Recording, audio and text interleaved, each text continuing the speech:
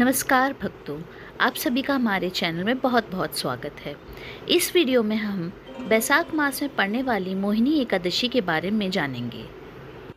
हिंदू धर्म में एकादशी के व्रत को बहुत ही शुभ माना जाता है। इस दिन विष्णु भगवान व माता लक्ष्मी की पूजा होती है। मोहिनी एकादशी के दिन ही भगवान विष्णु ने समुद्र मंथन से प्राप्त अमृत कलश को असुरों से बचाने के लिए मोहिनी रूप धारण किया था। भगवान विष्णु ने असुरों को अपनी मोह माया के जाल में फंसाकर सारा अमृत देवताओं को पिला दिया, जिससे देवताओं को अमृत प्राप्त हुआ। इसी कारण आज की एकादशी को मोहिनी एकादशी कहते हैं। अब भक्तों जान लेते हैं कि इस एकादशी में कौन सी कथा कही जाती है। एक बार भगवान कृष्ण व धर्मराज युधिष्ठिर के बीच एक महत्वपूर्ण संवाद हो रहा था। युधिष्ठिर जी ने कृष्ण जी से पूछा कि हे प्रभु, वैशाख मास में पड़ने वाली एकादशी कौन सी है, हमें विस्तार से बताएं। युधिष्ठिर जी की बात सुनकर श्री कृष्ण जी बोले, आने वाली एकादशी का नाम मोहिनी एकादशी है। इस एकादशी का व्रत करने वाले व्यक्ति के समस्त पापों का नाश हो जाता है। वह अंत में वह श्री हरि के वैकुंठ लोक में सद्गति प्राप्त करता है। और मोहिनी एकादशी की कथा कुछ इस प्रकार से है।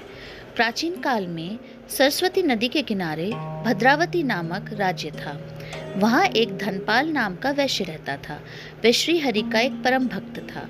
उसके 5 पुत्र थे, सुमना, प्रीतिमान, मेधावी, सुप्रति और धृष्ट बुद्धि।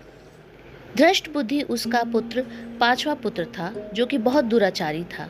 वह जुआ खेलता, मांस मदिरे का सेवन करता आदि सबको परेशान करता था। उसके पिता ने उसके इन कृत्यों के कारण अपने घर से उसको निकाल दिया।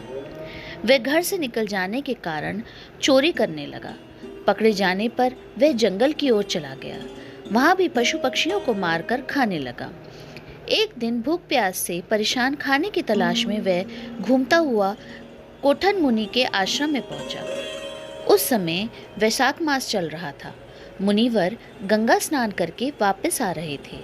उनके भीगे हुए वस्त्रों की कुछ छींटें धृष्ट बुद्धि पर पड़ी, जिससे उसे सद्बुद्धि की प्राप्ति हुई। वह मुनि से प्रार्थना करने लगा।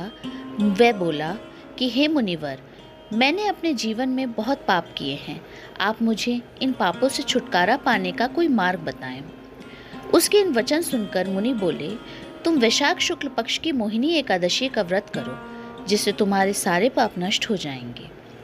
मुनि के ऐसे वचन सुनकर वह अति प्रसन्न हुआ।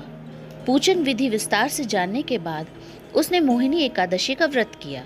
इस व्रत के प्रभाव से उसके समस्त पाप नष्ट हो गए। अंत में वह श्री हरि को वैकुंठ लोक को प्राप्त हुआ।